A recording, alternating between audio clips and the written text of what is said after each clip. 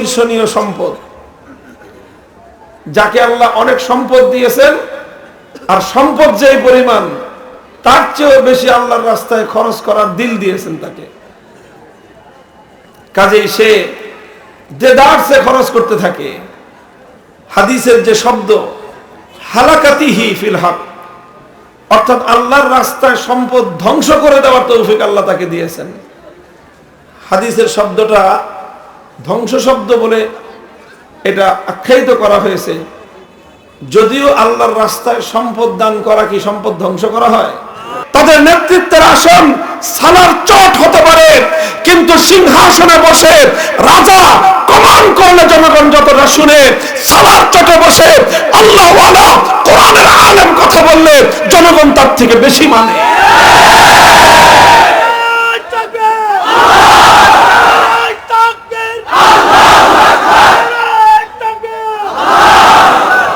এটা হলো ইলমের মাধ্যমে আল্লাহ পাক রব্বুল আলামিন নেতৃত্ব দিবেন, এটা হলো তার দৃষ্টান্ত।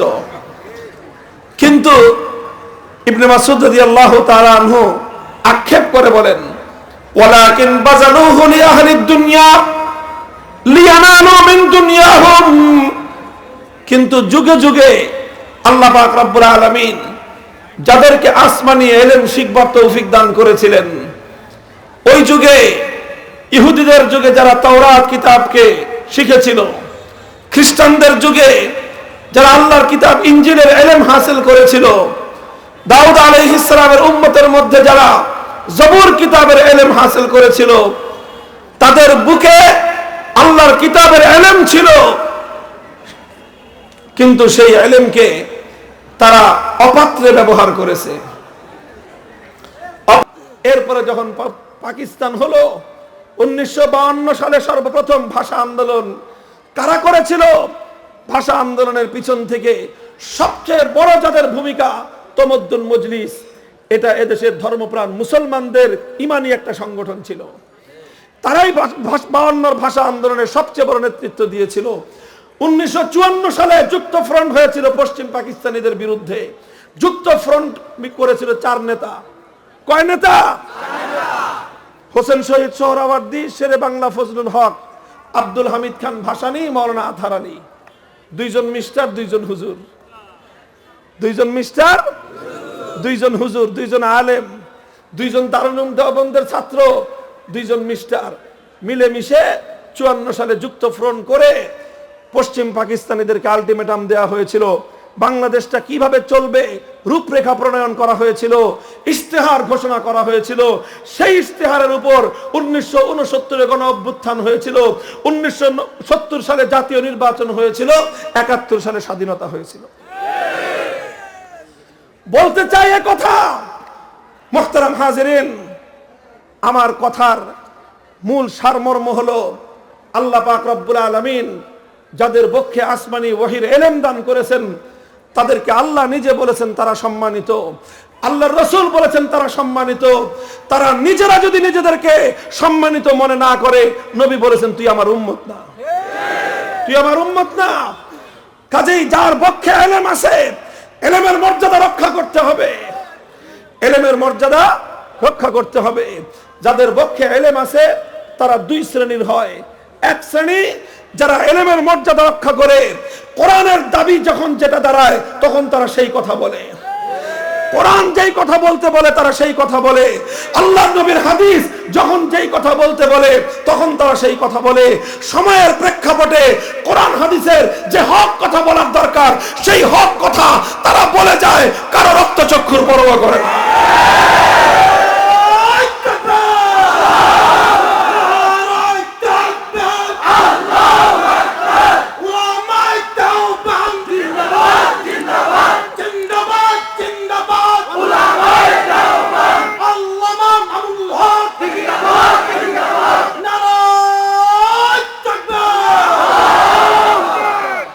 যুগে যুগে আরেক শ্রেণীর আলেম হয়, তারা আল্লাহকে খুশি করার জন্য নয়, কোরআন হাদিসের দৃষ্টিভঙ্গি অনুযায়ী নয়, তারা দুনিয়ার কিছু মানুষকে খুশি করার জন্য কথা বলে।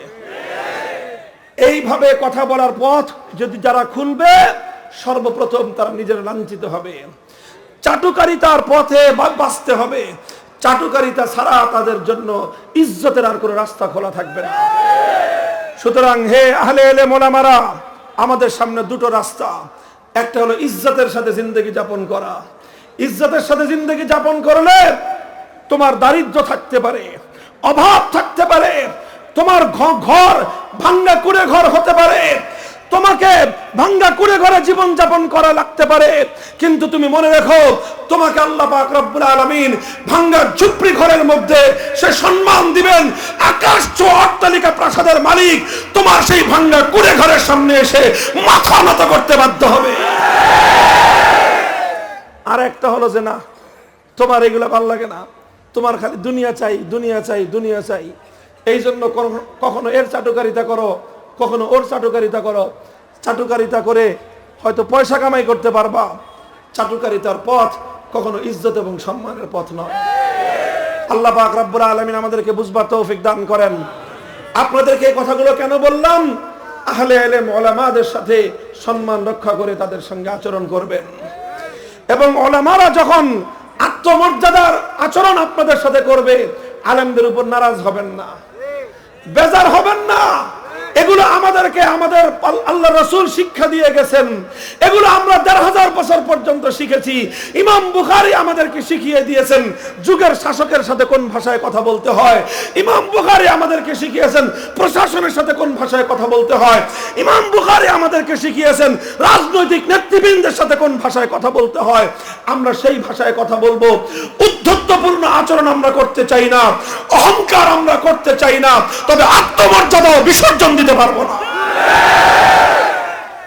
আল্লাহ পাক আমাদেরকে আপনাদেরকে সকলকে বুঝবার তৌফিক দান করেন।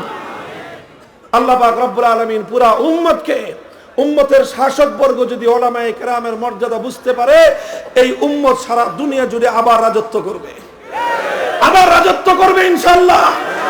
ওই যে এরদোগান দেখেন, এরদোগানের ভয়ে সারা দুনিয়া কাঁপে কেন জানেন? জানেন কেন কাঁপে? এরদোগান প্রতি বছর তার দেশের সমস্ত আলেমদেরকে একত্রিত করে ওলামায়ে কেরামকে সিংহাসনে বসে নিজে মাটির উপর বসে থাকে আলেমদের কাছে। এখনো এরদোগানের বড় মুরব্বী আছে সে দেশের শীর্ষ আলেম, সেই আলেমের কাছে গিয়ে এরদোগান মাটির মধ্যে হাঁটু করে বসে থাকে। এই জন্য এরদোগানকে সারা দুনিয়া গণে। আপনারা ওলামায়ে কেরামকে মর্যাদা দিবেন, আল্লাহ পাক আপনার প্রভাব সারা দুনিয়ায় তৈরি করে দিবে।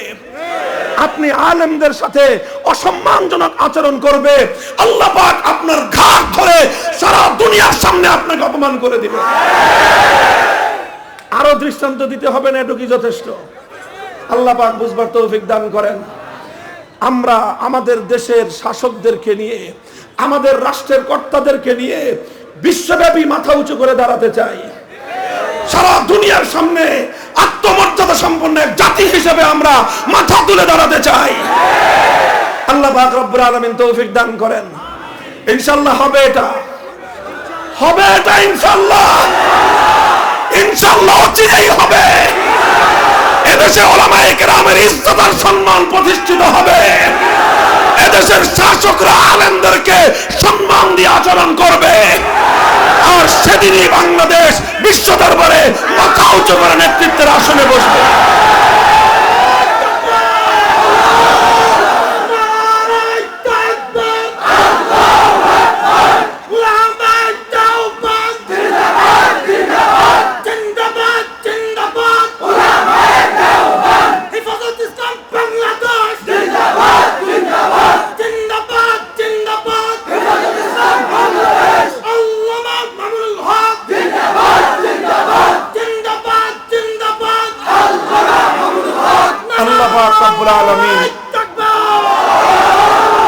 আল্লাহ রাব্বুল আলামিন সকলকে সুমতি দান করুন।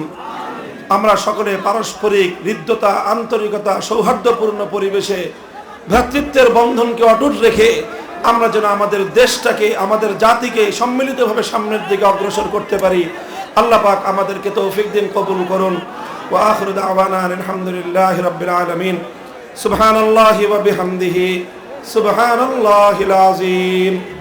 اللهم صل على محمد النبي الأمي وعلى آله وسلم تسليما ربنا آتنا في الدنيا حسنة وفي الآخرة حسنة وقنا عذاب النار اللهم وفقنا لما تحب وترضى من القول والفعل والعمل والنية والهدي حكيم الأمة حضرت أشرف আলী থানভী রহমতুল্লাহ আলাইহির সর্বশেষ যে খলিফা ছিলেন হযরত ওয়ালা হারদুই রহমতুল্লাহ আলাইহি, তিনি কোরআনে পাকের তেলাওয়াতের 3টি আদব সবাইকে মুখস্থ করাইতেন। তার মধ্যে একটা আদব এটা বলতে শিখিয়েছেন যে ব্যক্তি কোরআন তেলাওয়াত করে সে মনে মনে এই নিয়ত করবে যে আমার আল্লাহ আমাকে বলতেছেন, হে আমার বান্দা, তুমি আমার কালাম তেলাওয়াত করো, আমি তোমার তেলাওয়াত শুনতেছি, দেখি তুমি আমার কালাম কত সুন্দর করে তেলাওয়াত করতে পারো, কত সুন্দর করে তুমি আমার কালাম তেলাওয়াত করতে পারো, আমি দেখি, আমি শুনি, তুমি আমাকে কোরআন তেলাওয়াত শোনাও। এই কথা মনে মনে রেখে কোরআনে পাক তেলাওয়াত করা, এটা হলো তেলাওয়াতে কোরআনের আদব। তাহলে মাল্লাম ইয়াতাগান্না বিল কুরআনি ফালাইসা মিন্না, আল্লাহর নবীর হাদিস হলো যে ব্যক্তি কোরআনে পাকের তেলাওয়াত যথাযথভাবে সুন্দরভাবে না করবে সে নবী আকরাম সাল্লাল্লাহু আলাইহি ওয়াসাল্লামের উম্মত হওয়ার উপযুক্ত না।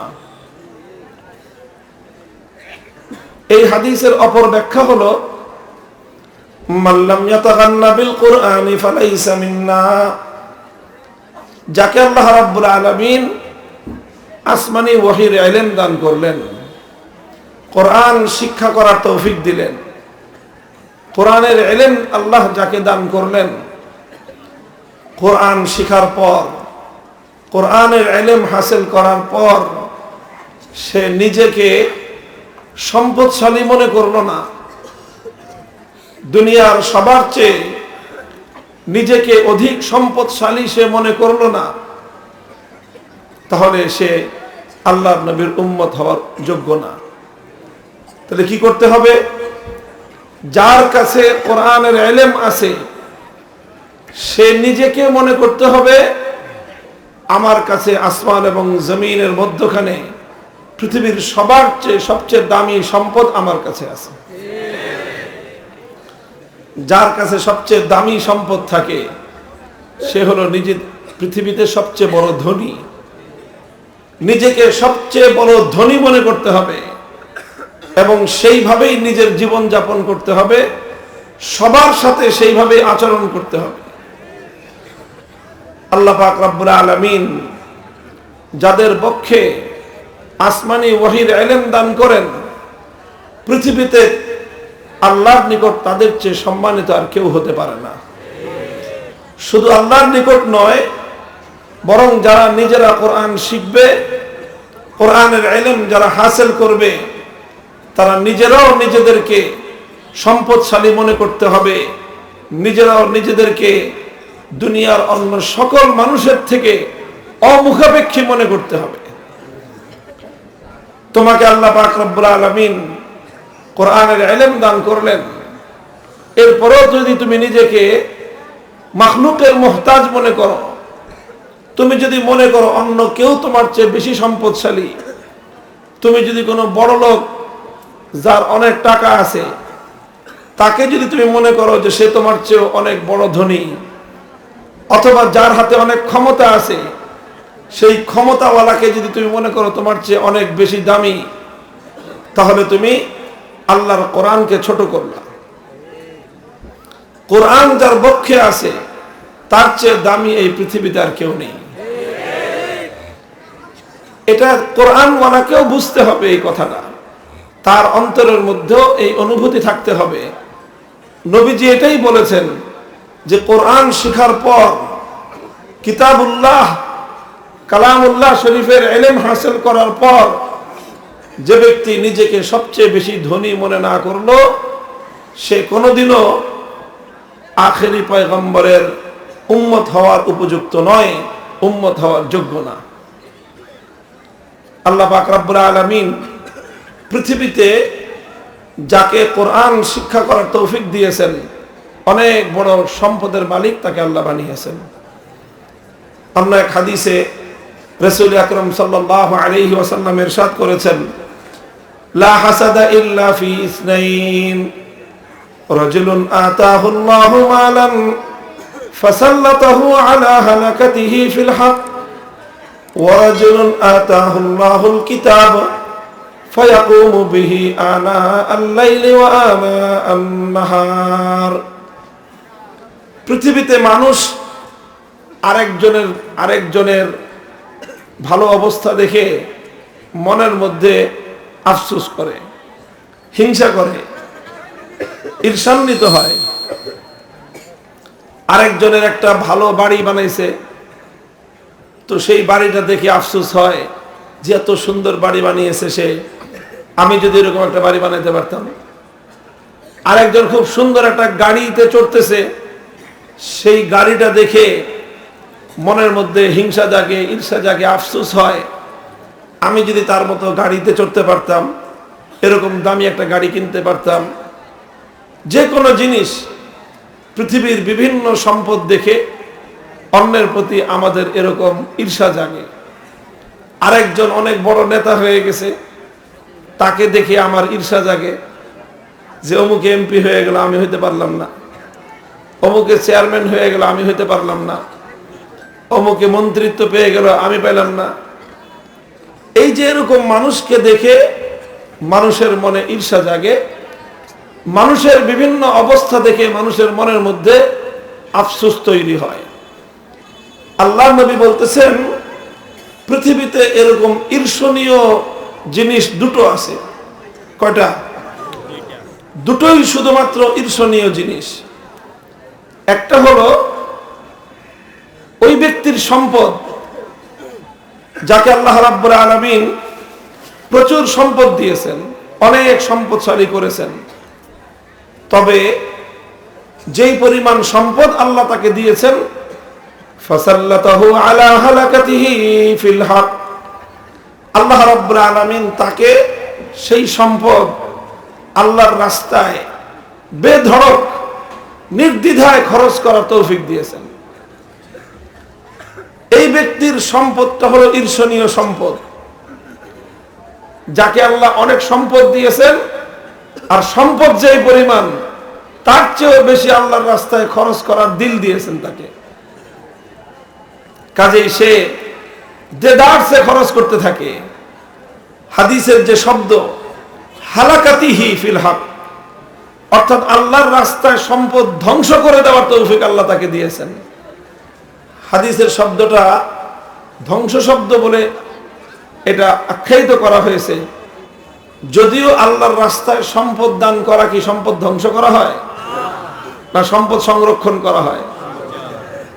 এটা তো আল্লাহর নবী স্পষ্ট বলেছেন, ইয়াকুলু ইবনি আদম মালি মালি ওয়া হাল লাকা ইল্লা মা আকালতা ফাআফনাইতা আও লাবিস্তা ফাআবলাইতা আও তাসাদদাকতা ফাআমজাইত। আল্লাহর নবী বলেন যে মানুষ আমার সম্পদ আমার সম্পদ বলে চিৎকার করে, আমার সম্পদ বলে মানুষ অহংকার করে, বলে যে আমার অমুক জায়গায় এই মিল ফ্যাক্টরি আছে, আমার অমুক জায়গায় এত বিঘা জমি আছে, আমার অমুক ব্যাংকে এত টাকার ব্যাংক ব্যালেন্স আছে, আমার এই আছে সেই আছে। এই সব মানুষ আমার বলে হিসাব করে। যদি আপনাকে জিজ্ঞাসা করে আপনার কি আছে, আপনি কি বলবেন? যে এই এত জমি, এত পরিমাণ জমি আছে, এই কয়টা বাড়ি আছে, এই কয়টা গাড়ি আছে, এই কয়টা ব্যাংক আছে, এই আছে সেই আছে, ব্যবসা আছে। আল্লাহ নবী বলেন যে মানুষ এই সকল সম্পদগুলোকে নিজের সম্পদ বলে আখ্যায়িত করে। যে তোমার সম্পদ আসলে কোনটা? তোমার সম্পদ হলো তিনটা। এক নম্বর, যেটা তুমি নিজে খেয়েছো, ভক্ষণ করেছো, খাওয়ার পরে সেটা তোমার টয়লেটে চলে গেছে, এটা হলো তোমার। দ্বিতীয় হলো লাবিস্তা ফাআবলাইতা, যেই সম্পদ পরিধান করেছো, কাপড় চোপড় কিনে পরেছো, ওটা পরে পুরান করে ছিঁড়ে ফেলেছো, এটা হলো তোমার সম্পদ। আর 3 নম্বর আরেকটা সম্পদ তোমার, আও তাসাদ্দাকতা ফাআমজাইতা, যেটা তুমি আল্লাহর রাস্তায় সদকা করার মাধ্যমে তোমার আখিরাত পরকালের অ্যাকাউন্টে তুমি ট্রান্সফার করে দিয়েছো। এই 3টা হলো তোমার সম্পদ। আর এর বাইরে যত সম্পদ আছে, এর কোন সম্পদ আসলে তোমার সম্পদ নয়। বিশ্বাস না হয় চোখটা বন্ধ করে দেখো, চোখটা বন্ধ করে দেখো, সব সম্পদ তোমার কাছ থেকে কেড়ে নেওয়া হবে। তোমার হাতের ঘড়িটা তোমার হাতে থাকবে না, হাতে আংটি পরেছে ওটাও খুলে ফেলবে, শরীরের মধ্যে একটু ভালো কাপড় চোপড় আছে এটাও খুলে ফেলবে, সব তোমার কাছ থেকে কেড়ে নেওয়া হবে। মাথার মধ্যে ক্যাপ থাকবে না, পায়ের মধ্যে বুট জুতাও থাকবে না, সব একটা একটা করে খুলে তোমাকে নিঃস্ব করে 3 টুকরা সাদা কাপড়ে পেঁচায় তোমাকে মাটির গর্তে ফেলে দেওয়া হবে। কাজেই বলতেছিলাম, আল্লাহর রাস্তায় যদি কেউ সাদাকা করে তাহলে সম্পদ ধ্বংস করা হয় না সম্পদ হেফাজত করা হয়? অথচ আল্লাহর নবী ওই হাদিসের মধ্যে বলতেছেন, ফাসাল্লাতাহু আলা হালাকাতিহি ফিল হক, পৃথিবীতে প্রথম ওই ব্যক্তি হলো ঈর্ষণীয়, যাকে আল্লাহ রাব্বুল আলামিন প্রচুর সম্পদ দান করেছেন, অতঃপর যেই পরিমাণ সম্পদ আল্লাহ তাকে দান করেছেন তার চেয়েও বেশি সম্পদ আল্লাহ তাকে আল্লাহর রাস্তায় ধ্বংস করার তৌফিক দান করেছেন। প্রশ্ন হলো, নবীজি এখানে ধ্বংস শব্দ বললেন কেন? তো মুহাদ্দিসিনে কেরামগণ এই হাদিসের ব্যাখ্যা দিতে গিয়ে এই প্রশ্নের জবাব দিয়েছেন, ধ্বংস করার কথা এজন্য বলেছেন যে সে এমন ভাবে আল্লাহর রাস্তায় দান করে যে অন্যরা সবাই মনে করে যে লোকটা তো নিজের সব সম্পদ শেষ করে দিয়ে যাচ্ছে, নিজের সব সম্পদ ধ্বংস করে ফেলতেছে।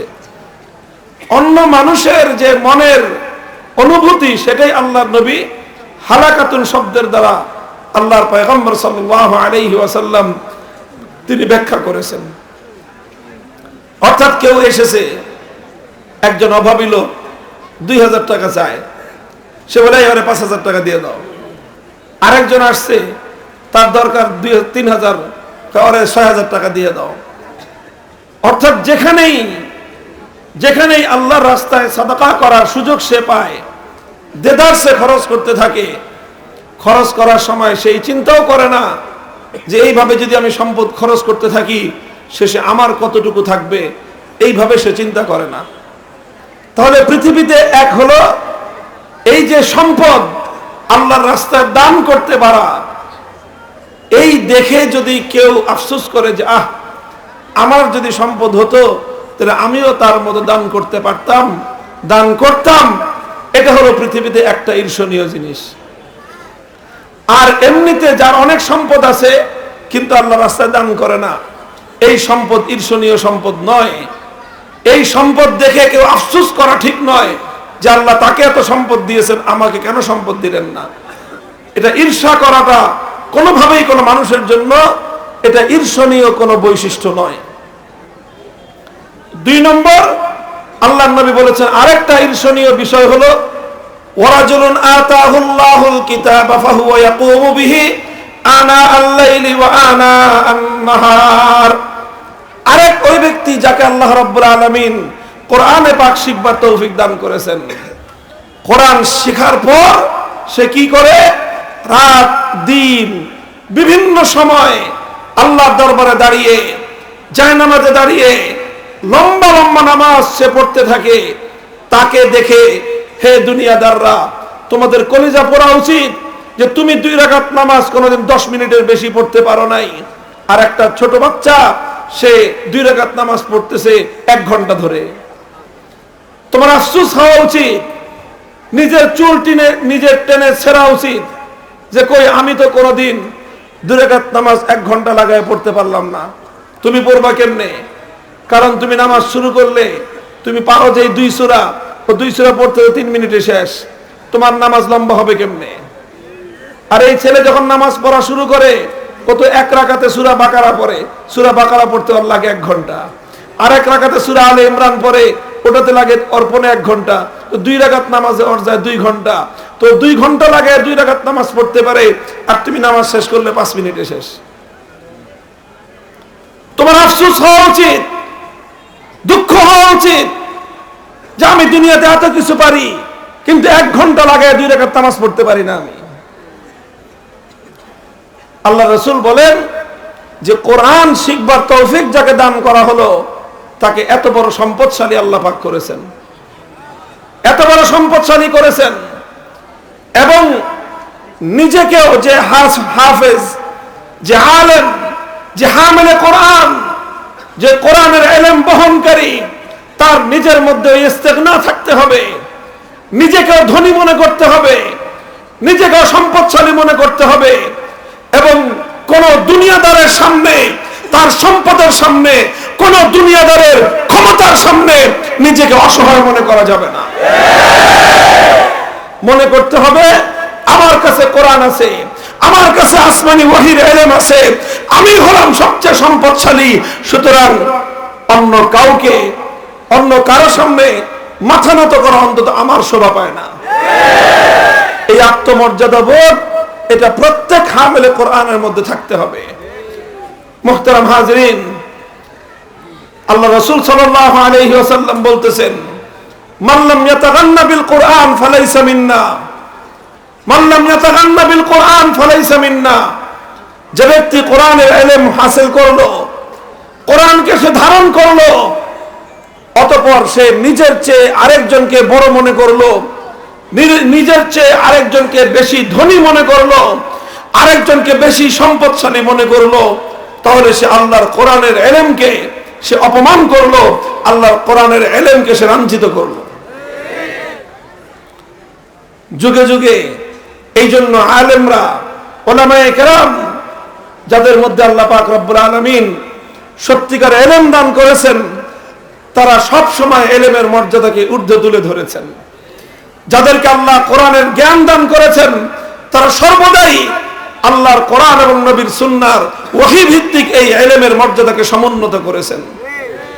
হযরত আব্দুল্লাহ ইবনে মাসউদ রাদিয়াল্লাহু তাআলা আনহু একটা যুগান্তকারী কথা বলেছেন, স্বর্ণাক্ষরে লিখে রাখার মতো একটা কথা। আব্দুল্লাহ ইবনে মাসউদ বলেন, লাউ আন্না আহলাল ইলমি সানুল ইলমা ওয়া ওয়াজাউহু ইনদা আহলিহি লাসাদু বিহি আহলা জামানিহিম। লাউ আন্না আহলাল ইলমি সানুল ইলমা ওয়া ওয়াজাউহু ইনদা আহলিহি লাসাদু বিহি আহলা জামানিহিম ওয়ালাকিন বাযালুহু লি আহলিদ দুনিয়া লিয়ানালু মিন দুনিয়াহুম ফাহানু আলাইহিম।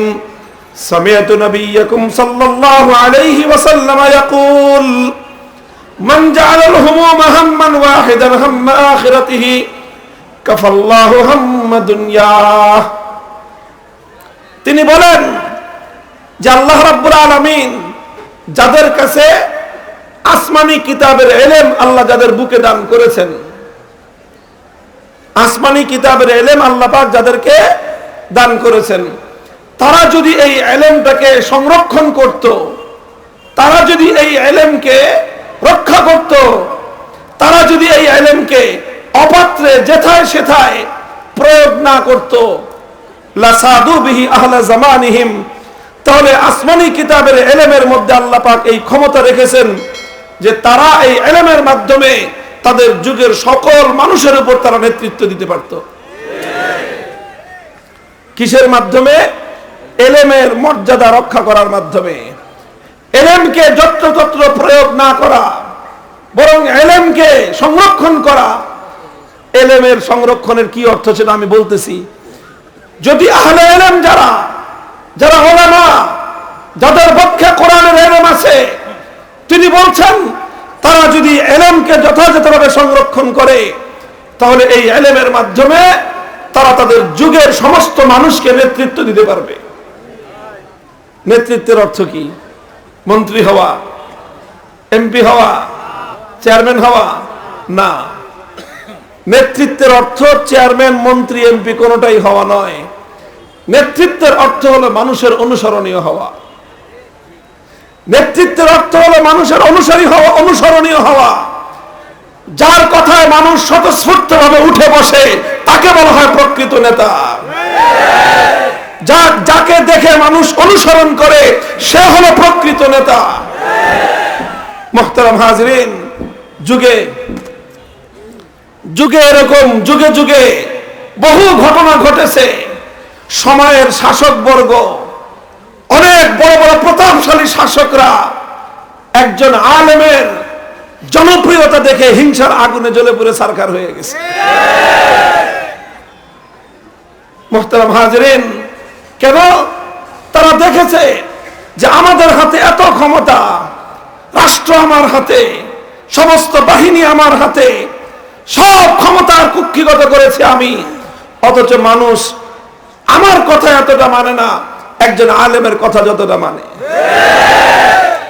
আল্লাহ পাক রব্বুল আলামিন যুগে যুগে যারা আহলে ইলম, যারা ইলমের মর্যাদা রক্ষা করে, ইলমের বদৌলতে আল্লাহ পাক রব্বুল আলামিন তাদেরকে সেই নেতৃত্বের আসন দান করেন।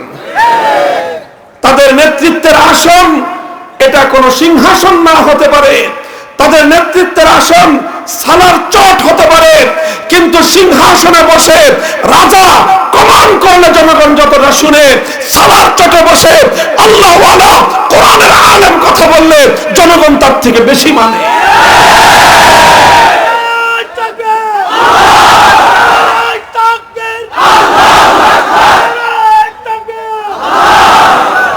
এটা হলো ইলমের মাধ্যমে আল্লাহ পাক রব্বুল আলামিন নেতৃত্ব দিবেন, এটা হলো তার দৃষ্টান্ত। কিন্তু ইবনে মাসউদ রাদিয়াল্লাহু তাআলা আনহু আক্ষেপ করে বলেন, ওয়ালাকিন বাযালুহু লিআহলিদ দুনিয়া লিয়ানালু মিন দুনিয়াহুম। কিন্তু যুগে যুগে আল্লাহ পাক রব্বুল আলামিন যাদেরকে আসমানি ইলম শিখবার তৌফিক দান করেছিলেন, ওই যুগে ইহুদিদের যুগে যারা তাওরাত কিতাবকে শিখেছিল, খ্রিস্টানদের যুগে যারা আল্লাহর কিতাব ইনজিলের ইলম হাসিল করেছিল, দাউদ আলাইহিস সালামের উম্মতের মধ্যে যারা জবুর কিতাবের ইলম হাসিল করেছিল, তাদের বুকে আল্লাহর কিতাবের ইলম ছিল, কিন্তু সেই ইলমকে তারা অপাত্রে ব্যবহার করেছে। অপাত্রে ব্যবহার করেছে কেন? বাযালুহু লিআহলিদ দুনিয়া, তারা দুনিয়াদারদের মনোরঞ্জনের জন্য ইলমকে ব্যয় করেছে, দুনিয়াদারদেরকে খুশি করার জন্য ইলমকে ব্যয় করেছে। মনে করেছে আমি আমার ইলম দিয়ে যদি দুনিয়াদারকে খুশি করতে পারি তাহলে আমার অনেক লাভ হবে। ইলম দিয়ে দুনিয়াদারকে খুশি করার কি অর্থ জানেন? ইলম দিয়ে দুনিয়াদারকে খুশি করার অর্থ হলো এই, মসজিদের মিম্বরে বসেছেন আপনি আলেম সাহেব, আপনি চিন্তা করেন কোন মাসআলাটা বললে সভাপতি সাহেব বেজার হবে না, সেটা বলেন। আপনি ওয়াজের মঞ্চে বসে চিন্তা করেন যে কোন মাসআলা বললে যারা ক্ষমতায় আছে তারা খুশি হবে, সেই মাসলা আপনি বলেন। আর যেটা বললে তাদের কাছে ভালো লাগবে না, সেই মাসআলা কোরআনের সেই কথা, সেটা আপনি চুপ করে থাকেন, সেটাকে আপনি গোপন করে যান। তাহলে এটা কি হলো? আপনি ইলমকে ব্যবহার করলেন দুনিয়াদারকে খুশি করার জন্য।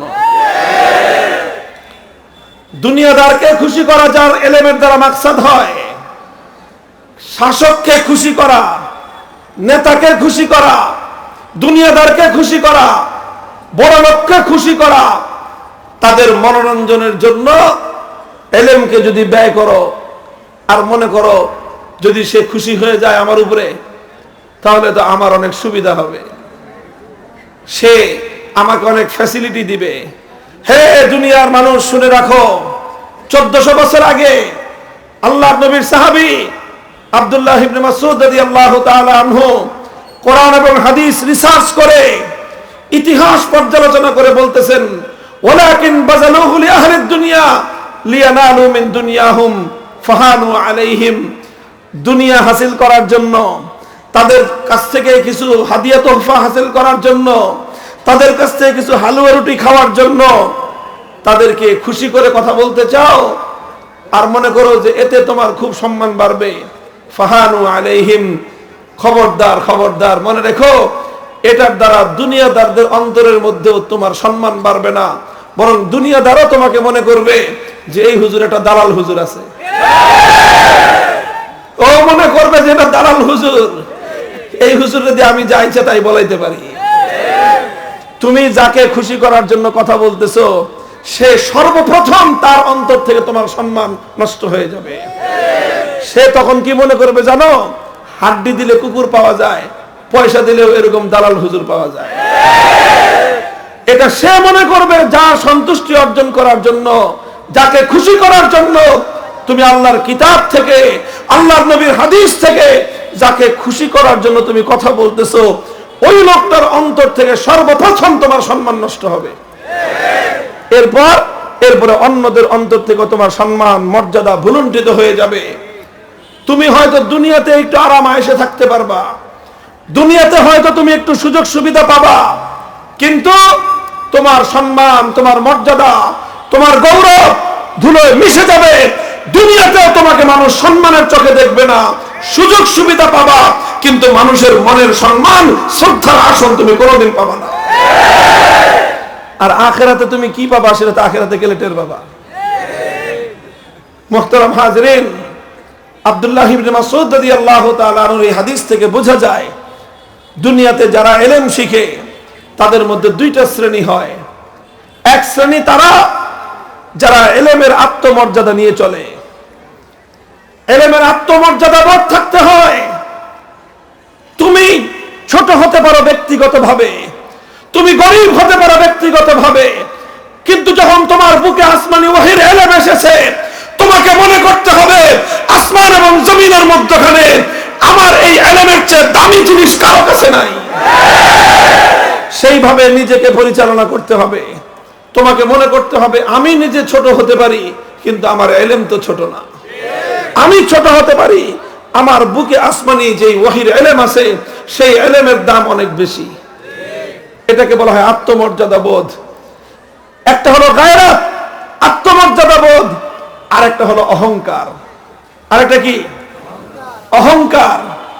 অহংকার করা যাবে না, অহংকার করা যাবে না। অহংকার মানে হলো নিজের ব্যক্তিকে বড় মনে করা, আর আত্মমর্যাদা বোধ মানে হলো নিজের ইলমকে বড় মনে করা।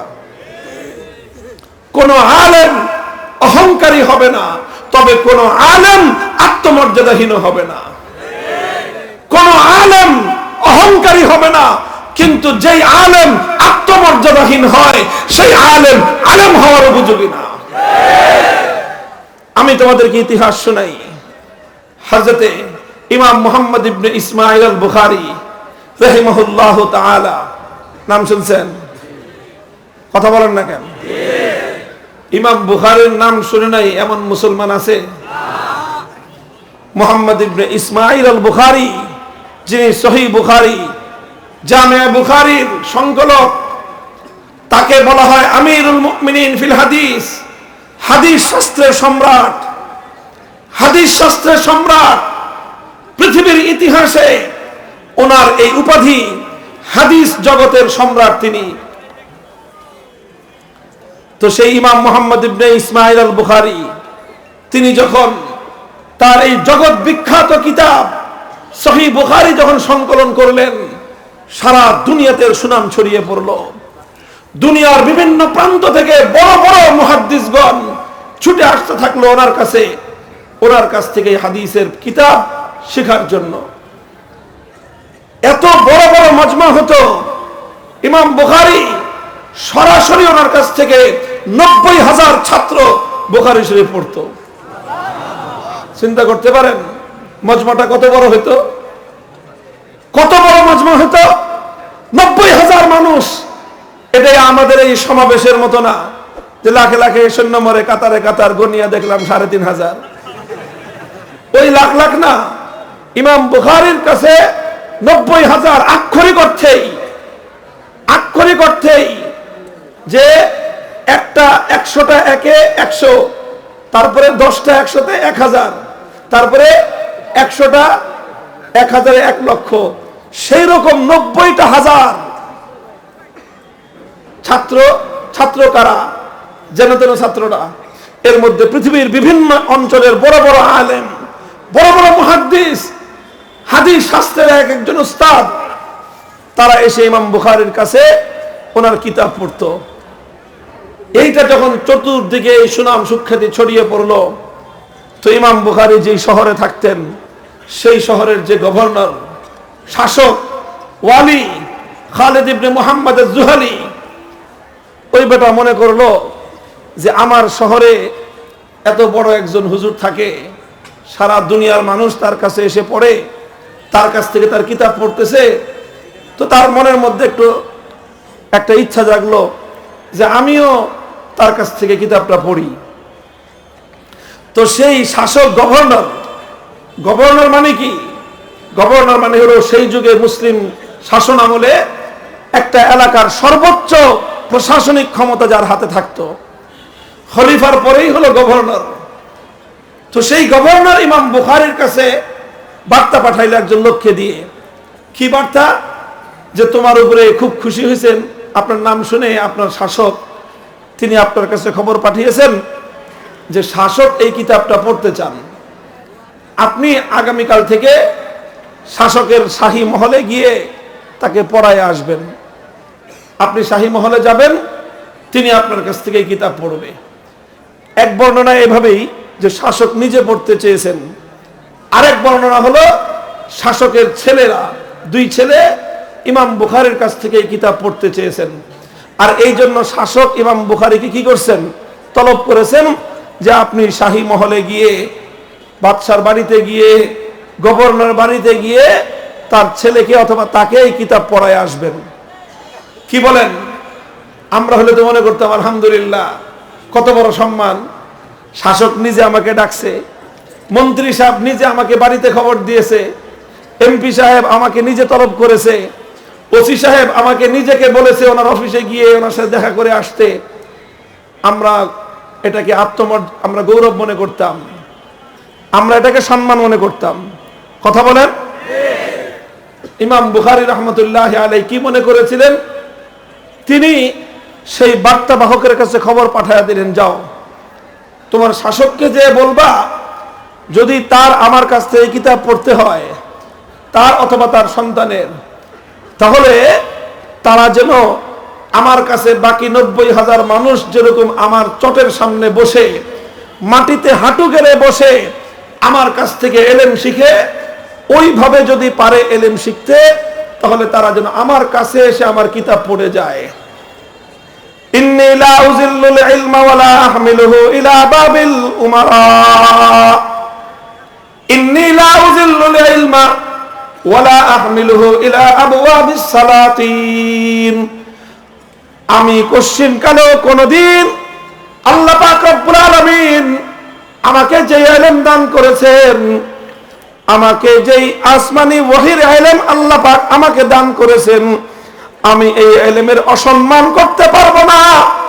এই ইলমকে আর এই ইলমের কিতাবকে বগল দাবা করে আমি শাসকের দরবারে গিয়ে সেই দরবারি মোল্লার মতো শাসকের বাড়িতে পড়াতে পারবো না। আমি যদি শাসকের দুয়ারে গিয়ে ইলম পড়াই, হাদিস পড়াই, কিয়ামত পর্যন্তের জন্য আল্লাহর পয়গম্বরের হাদিসের মর্যাদা ভুলুণ্ঠিত হবে। আমি মনে করি শাসকের মর্যাদার চেয়েও আল্লাহর পয়গম্বরের হাদিসের মর্যাদা লক্ষ কোটি গুণ বেশি। যাও তোমার শাসককে গিয়ে বলবা যদি বেটার পড়তে মনে চায়, সে যেন ছাত্রের মতো এসে আমার সামনে বসে পড়ে যায়।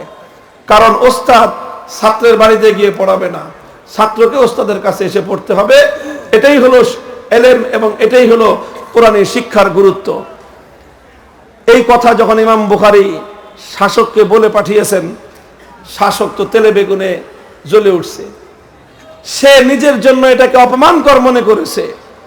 এত বড় কথা মনে করছিল মোল্লা মানুষ, খবর দিলেই তো সুরসুর করে চলে আসবে। মনে করেছে হুজুর মানুষ, দেখতে দুর্বল দেখা যায়, খবর দিলেই তো সুরসুর করে আসবে। আমাদের সাথে এই সমস্ত আচরণ যারা করেন, প্রশাসনের কিংবা রাজনৈতিক ক্ষমতার, আপনারা আপনাদের আচরণ পরিবর্তন করেন। আচরণ পরিবর্তন করেন, আপনাদের স্বার্থেই করতে হবে এই আচরণ পরিবর্তন।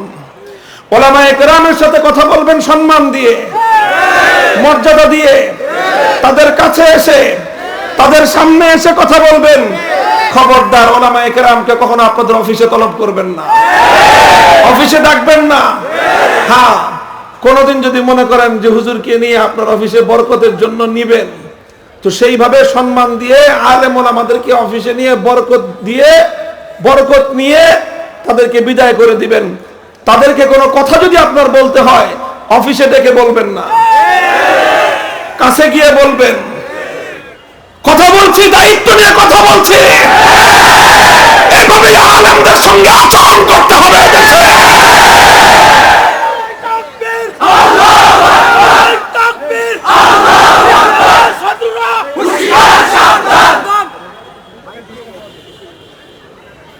কি স্লোগান হবেই তো কিছু।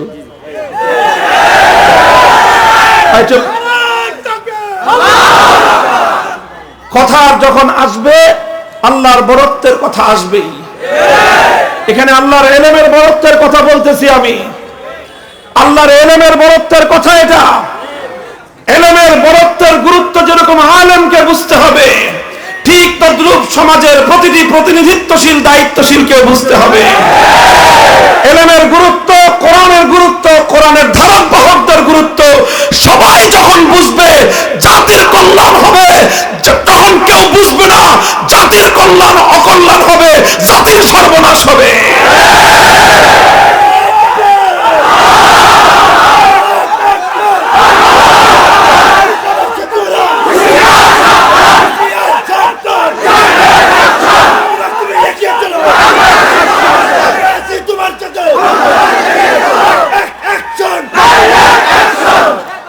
মুহতারাম হাজিরিন, সুতরাং যেই কথা ইমামে বুখারী রাহমাতুল্লাহি আলাইহি বলেছিলেন সেই যুগের শাসককে দেখেন, সেই যুগেও যেই শাসক ছিল ইমামে বুখারীর নগরে বেঈমান ছিল।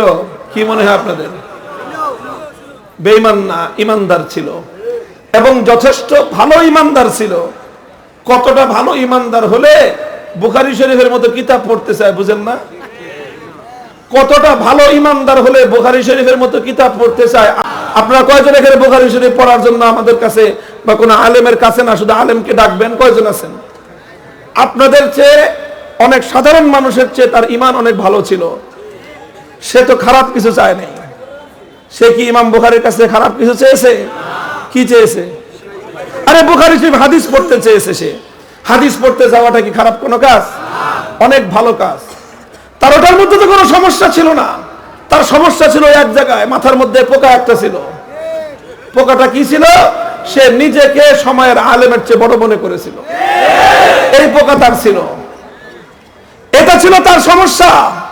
ইমাম বুখারী রাহমাতুল্লাহি আলাইহি তার ওই সমস্যার সমাধান করে দিয়েছেন। বলছেন তাকে গিয়ে বলে দিও, ইমাম বুখারী সে এলেমকে তোমার দরবারে নিয়ে টিউটরি করার হুজুর না। তার যদি পড়তে হয় আমার কাছে এসে পড়ে যেতে বলো।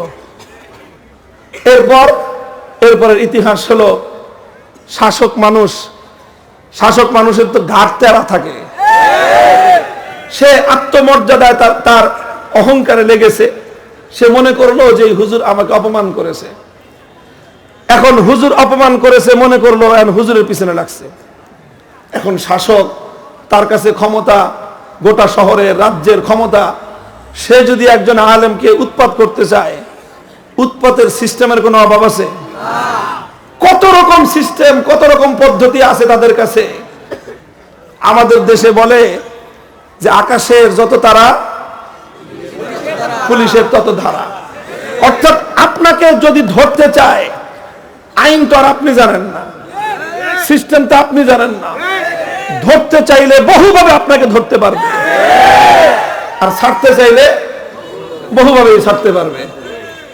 এখন যখন ইমাম বুখারী রাহমাতুল্লাহি আলাইহির উপর ওই শাসক যখন ক্ষিপ্ত হয়েছে, এখন তো শুরু করছে উৎপাত। পরের দিন পাঠায় দিয়েছে ইমাম বুখারীর কাছে তার কোতোয়ালকে। ইমাম বুখারী যখন হাদিস পড়াইতেছেন, হাজার হাজার ছাত্র জিজ্ঞাসা করে, হুজুর আপনি যে পড়াইতেছেন এত ছাত্র যে জমা করছেন, শাসকের অনুমতি নিছেন? এই তো। আপনি যে এখানে মাদ্রাসা চালাইতেছেন, আপনি কি আপনার এই শহরের যে শাসক তার কাছ থেকে অনুমোদন নিয়েছেন? এখন হুজুর কি বলবে বলেন? বলবেটা কি? এই যে কোরআন হাদিসের শিক্ষা দিতে শাসকের অনুমোদন লাগে, এই কথা তো ইসলামের মধ্যে কোনোদিন ছিল না। এটা তো আল্লাহর নবীর যুগে ছিল না, সাহাবীদের যুগে ছিল না, ইসলামের উত্তম যুগে তো ছিল না। এখন তো ইমাম বুখারীর ধরে বসছে যে আপনি তো শাসকের অনুমোদন নেন নাই। এখন কি করতে হবে? কেন বন্ধ করেন? আচ্ছা, বন্ধ করে দিব। ইমাম বুখারী রাহমাতুল্লাহি আলাইহি আত্মমর্যাদা সম্পন্ন ছিলেন। তিনি বললেন, যেই শহরের শাসক আমাকে তার শহরে আল্লাহর নবীর হাদিস শিক্ষা দিতে বাধা দেয়, আমি ওই শহরেই থাকবো না। যা। তিনি সব বাদ দিয়ে বুখারা শহর ছেড়ে তিনি চলে গেলেন। শাসকের উৎপাতে শহর ছেড়ে দিলেন, দেশ ছেড়ে দিলেন, কিন্তু শাসকের বাড়িতে গিয়ে আল্লাহর দ্বীনের এলেমের অমর্যাদা করেন। শাসকের দরবারে গিয়ে এলেমের অমর্যাদা করেননি। শহর ছেড়েছেন, চলে গেছেন অজানার পথে। যে ইমাম বুখারী হাদিস শাস্ত্রের মুকুটহীন সম্রাট, সারা দুনিয়া জোড়া যার সুনাম সুখ্যাতি, সারা দুনিয়ার মানুষ যার নাম শুনলে পৃথিবীর এক প্রান্ত থেকে আরেক প্রান্ত পর্যন্ত মানুষের মন শ্রদ্ধায় বিগলিত হয়ে যায়, সেই সময়ের এত বড় একজন সোনালী পুরুষ মুহাম্মদ ইবনে ইসমাইল আল বুখারী বুখারা শহর ছেড়ে চলে গেলেন সামারকান্দের এক অখ্যাত এলাকা খারতাং নামক এক নিভৃত গ্রামে। গ্রামে চলে গেলেন যেখানে কোনো পরিবেশ নাই, কেউ চিনে না। সেখানে গিয়ে নানা ধরনের, উনি যেখানেই যান মানুষ তো ওনার পিছনে দল বেঁধে ছুটতে আরম্ভ করে। হাজার হাজার জনতার ঢল, সবাই ইমাম বুখারীকে শ্রদ্ধা করে, ভালোবাসে। এখন যেখানেই যান ওনার প্রতি মানুষের এই ঢল দেখে, মানুষের এই জনস্রোত দেখে সেখানকার শাসক মনে করে, আবার এই কোন ঝামেলা আসলো আমার এলাকায়, এই আমাদের এলাকায় আসলো কেন এই হুজুর? এই হুজুর অন্য এলাকায় থাকুক, আমাদের এলাকায় আসবে কেন? এই ঝামেলা মনে করে সবাই। এটাতে ইমাম বুখারী রাহমাতুল্লাহি আলাইহির মনটা এত ব্যথিত হলো, তিনি একদিন হঠাৎ আল্লাহর কাছে ফরিয়াদের হাত উত্তোলন করে বলে ফেললেন, আল্লাহুম্মা ইন্নাল আরদা ক্বাদ দাকাত আলাইয়া বিমা রাহাবাত ফাকবিজনি ইলাইক। হে আল্লাহ, এই পৃথিবীটা আমার কাছে আর ভালো লাগতেছে না। পৃথিবী এত প্রশস্ত, অথচ আমি কোথাও গেলে সেখানকার শাসকরা মনে করে যে আমি তাদের জন্য একটা ঝামেলা। কাজে এই পৃথিবীতে আমি আর থাকতে চাই না। মাবুদ, আমাকে তোমার কাছে তুমি তুলে নিয়ে যাও। ওই দিন রাতের বেলায় আল্লাহ পাক রব্বুল আলামিন ইমাম বুখারীকে জমিন থেকে তুলে নিয়ে গেছেন। ওনার কবর বুখারায় নয়, ওনার কবর পৃথিবীর কোন নামি দামি শহরে না। ইমাম বুখারী রাহমাতুল্লাহি আলাইহির মতো ইসলামী ইতিহাসের এক উজ্জ্বল নক্ষত্র, একজন সম্রাট, তার কবর অখ্যাত এক গ্রাম খারতাং নামক সেই গ্রামে। মুহতারাম হাজিরিন, এখনো পর্যন্ত পৃথিবীর বিভিন্ন প্রান্ত থেকে ইমাম বুখারী রাহমাতুল্লাহি আলাইহির নামের উপর যারা ওনাকে শ্রদ্ধা করে, ভালোবাসে, হাজার বছর পরেও সারা দুনিয়া থেকে মানুষ যায় ওনার কবর জিয়ারত করতে, ওনার কবরের পাশে দাঁড়িয়ে ওনার জন্য দোয়া করে, ওনার জন্য আল্লাহ পাক রব্বুল আলামিনের কাছে মাগফিরাতের দোয়া করে, মর্যাদার বুলন্দির দোয়া করে। ইমাম বুখারী বুখারা শহর ছেড়ে দিয়েছেন, এতে ইমাম বুখারী বঞ্চিত হননি, বরং বুখারা নগর বঞ্চিত হয়েছে। উনি বঞ্চিত হননি, বরং শহর বঞ্চিত হয়েছে, দেশ বঞ্চিত হয়েছে, যে এইরকম একজন মানুষকে তোমরা তোমাদের বক্ষে ধারণ করে রাখতে পারো নাই। আর কিয়ামত পর্যন্তের জন্য এই ইতিহাস মানুষ জানে। মানুষ যখন দেখে যে ওনার জন্ম বুখারায়, ওনার মৃত্যু সামারকান্দের খারতাঙে, তো প্রশ্ন জাগে, এই লোকটা জন্ম নিল ওই এলাকায়, কবর এখানে কেন? প্রশ্ন আসে কিনা? প্রশ্নের জবাব কি? কেন উনি নিজের এলাকায় ওনার কবর নাই, অন্য এলাকায় কবর? কারণটা কি? কারণ ওনার সময়ের শাসক ওনাকে উৎপাত করেছিল, জুলুম করেছিল। সেই জুলুমের সাক্ষী হয়ে কিয়ামত পর্যন্ত ওনার কবরটা ওই খারতাং গ্রামে টিকে আছে। এতে ওই শাসকের জন্য মানুষ প্রাণ খুলে দোয়া করে না? হ্যাঁ, এই যে আমি যে বলতেছি শাসকের কাহিনী, আমি তো তার কম প্রশংসা করলাম না আপনাদের কাছে। আপনাদের সবার থেকে ভালো ইমানদার বললাম তারে, এরপরেও কি তার প্রতি আপনাদের মনের মধ্যে বিশাল শ্রদ্ধা, একটা ঘৃণা, একটা বিরক্তি যে কত বড় বদতমিজ! সময়ের ইমাম বুখারীর মতো মানুষকে তুমি মর্যাদা দিতে পারো নাই। তুমি ইমাম বুখারীকে মর্যাদা দিতে পারো নাই, এতে ইমাম বুখারীর কোনো ক্ষতি হয় নাই, তুমি তোমার নিজের কপাল পুড়িয়ে ছাই করে দিয়েছো। মুহতারাম হাজিরিন, কথা আমরা তো খুব বেশি বলতে চাই না, আমরা কথা অনেক সংযত ভাবেই বলি, আমরা অনেক সংযত ভাবেই কথা বলি। দেশ, জাতি, রাষ্ট্রের প্রতি সর্বোচ্চ দায়িত্বশীলতা আমরা অনুভব করি। আমরা মনে করি এদেশের প্রতি ইঞ্চি মাটি, এই দেশ, এই স্বাধীনতার পিছনে অনেক ত্যাগ আর কোরবানি আমাদের রয়েছে। তোমাদের এত ত্যাগ আর কোরবানি নাই যেটা আমাদের আছে। এমনিতে বলতেছি না, ইতিহাসের পাতা পাতা পড়ে পড়ে তারপরে বলতেছি। এই দেশটা গড়ার পিছনে, এই দেশটা 2 দিন আর 4 দিনে স্বাধীন হয় নাই। 10 বছর আর 20 বছরের মুক্তিযুদ্ধে এদের স্বাধীন হয় নাই। 25 বছরের শুধুমাত্র স্বৈরাচারী পাকিস্তানিদের বিরুদ্ধে সংগ্রাম করে বাংলাদেশ হয় নাই। বাংলাদেশ হওয়ার জন্য দীর্ঘ 217 বছরের সংগ্রাম করতে হয়েছে।